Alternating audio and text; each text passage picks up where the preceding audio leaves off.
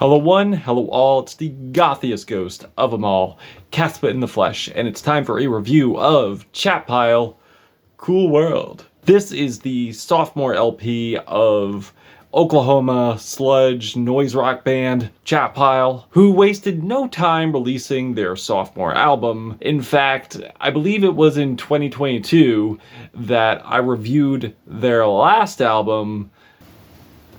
Wait a minute. Let me check if that's right. Okay. You win this battle. But I'm on to you, Mr. Ghost. I'm on to you. I'm on to you. I'm on to you. So yeah. Anyway, I am very thankful that they wasted no time putting this together and wasted no time putting out the teasers for this album. And with the teasers we got, they were fire, truly and honestly. Now, walking away from the last LP, it was very heavy, very crushing, very traumatizing. Boy, was it ever traumatizing. And it led to a kick-ass, animalistic, harrowing record. We can make the argument with similar riffs, and both albums are heavy. But when it comes to performance, I feel like this is where this album dominates, not to mention how tight they are on this record. And not to mention their songs being more catchier this time around. So yes, they are catchier. But it's important to note they do not hold back on the sonic elements here. And still topically giving us hard-hitting topics. And still topically giving us hard-hitting substance. In the course of 42 minutes with 10 tracks. And in these 10 tracks, with these 10 tracks, the flow is excellent. And they are trying new things. I feel I Am Dog Now delivers this very eerie,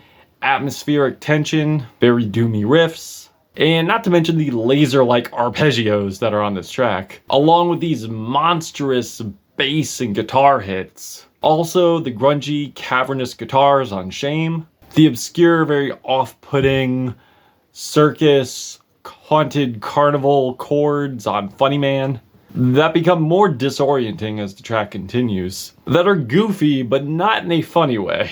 More a bunch of murderous, sinister, psychotic clowns circling around you sort of way. There's also the drowsy post-punk guitars on Camcorder, along with the ringing guitar breaks, along with a very watery passage, and the thematic inclusion to the track Tape that has this nightmarish, gothy guitar layering, the pumping, exhilarating syncopation of the bass, drums, and guitars on the title track on New World, which has an absolutely thunderous, pounding drum solo that fucking shows Chat Pile has not missed their touch when it comes to how heavy and destructive their music can be, or the absolute roaring bass and bleeping guitars, or melancholic synth melodies on Masc, and the finale No Way Out, which has these series of obliterating blast beats all over it, over these dizzying guitar leads that sound like they're mirroring the sound of someone about to be on the brink of a breakdown, like what going absolutely insane feels like after being mocked by the cruel, twisted realities of life. As frontman Ray Gun Bush screams, as frontman Ray Gun Bush brings these very manic screams saying, "There's no way out!"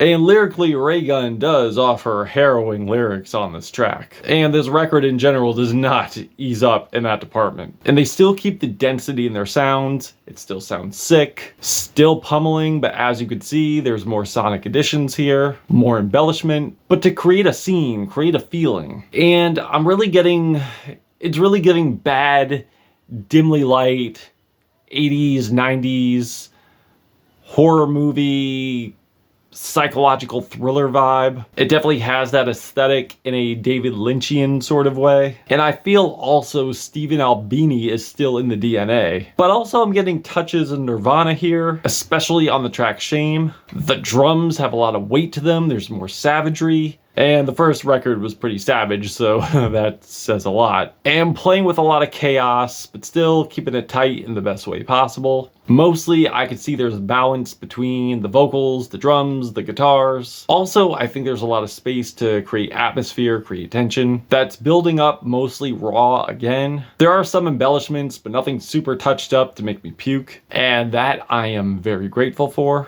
Lyrically, the band is diving into heavy territory once again. Mostly it can be straightforward, but also they are delivering some cryptic messaging as well, but nothing too cryptic to a point where it loses the listener, or has me wondering, or has so much ambiguity I'm struggling to find the meaning of the track. Like, the vocals really complement the topics here, with the vocals being very unhinged, utterly insane, not to mention the absolutely disturbing imagery on Shame, where I'm more than certain this is about a soldier who has committed war crimes. As I look at what the graphic imagery of the lyrics portray, the opener, I Am Dog Now, which is certainly a harrowing opener, and also disturbing as well with these absolutely blood-curdling, throat-shredding screams and growls, with a lot of intense straining and howling. I could have sworn I heard a woof in there. It's like I'm hearing the vocalists go through this absolutely deranged metamorphosis from human and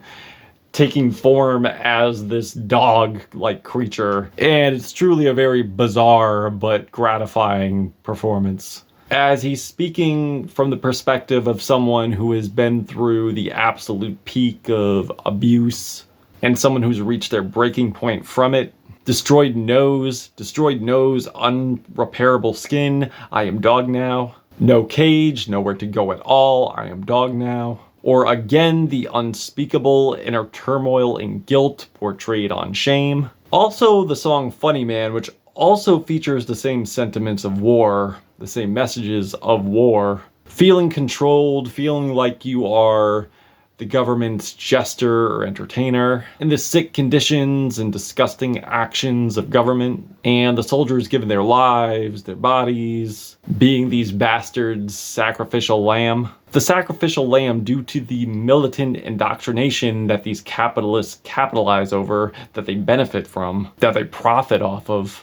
And speaking from the perspective of someone who fell for it, who feels the guilt now, feels the shame, because they were deluded by what was given to them, what they were taught, and who generationally he fears has passed this on to. If there's one thing I love about Chat Pile, it's like how they're no holds barred with their ideologies, how they absolutely hold nothing back, essentially when it comes to politics, political ideologies. They are not afraid to express them and give you the raw, honest truth. And with horrific war crimes going on, military indoctrination, propaganda, military news, and statistics, I felt like they chose the right time to do this. The track Camcorder, I found the vocals to be not the strongest, kind of underwhelming, but I do like the atmospheric dreaminess of the track, and I think sequentially ties in well to the track Tape, that I feel has a lot of variation vocally from Raygun, screaming his brains out in a very inhumane way, a very black metal style way, to very meditative, regretful spoken word, with these harrowing chanted vocals. I feel add more intensity and more affirmation to the track,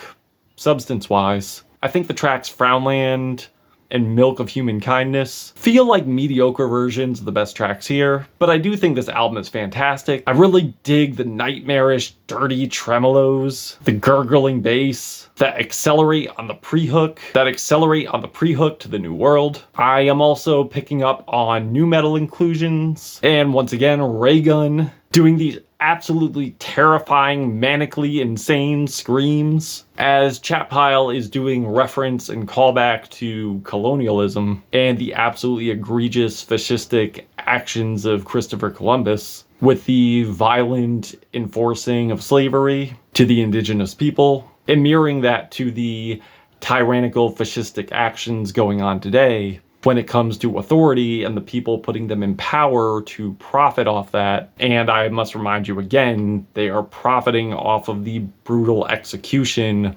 of people by the hands of authority, government, for again, capital gain. The song Masc is definitely another disturbing song here. Definitely another disturbing one to add to the books of the band's catalog, as we get these lyrical descriptions of someone who is going through a crisis, someone who's going through absolute self-loathing, having these suicidal thoughts, and telling someone in confidence, and asking the only person they trust with this knowledge, with this information to help them, but that one person is not helping. And the closer, No Way Out, ultimate doomer track here.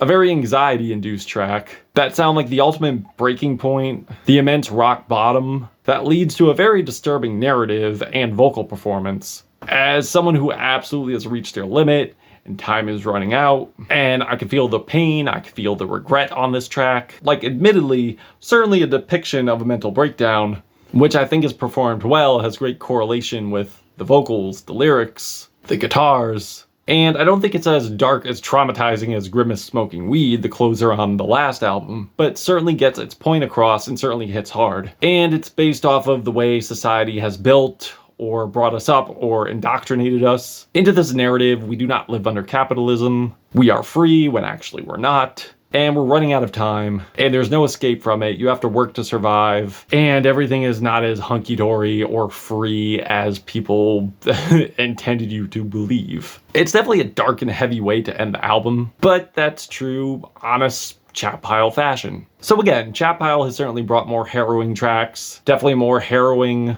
record, their past record, in traumatizing proportions. But in terms of performance, in terms of more elements added here, the ferocity, the versatility, and how they relinquish these dark realities, keeping it heavy, honestly very well structured tracks, very tight playing, a lot of vocal variety this time around, that are definitely more freakish this time around, and more detail to the playing, to add more to the message, the story, and a better flow. Sure, there are some tracks that do paint themselves into a corner, maybe vocally, could be a little underwhelming, but this album still kicks ass, it still goes hard, it's still crushing, with great lyricism, sonically jarring, destructive, goes hard as hell, and if you fancy yourself a sludge noise rock guy, you should definitely listen to this.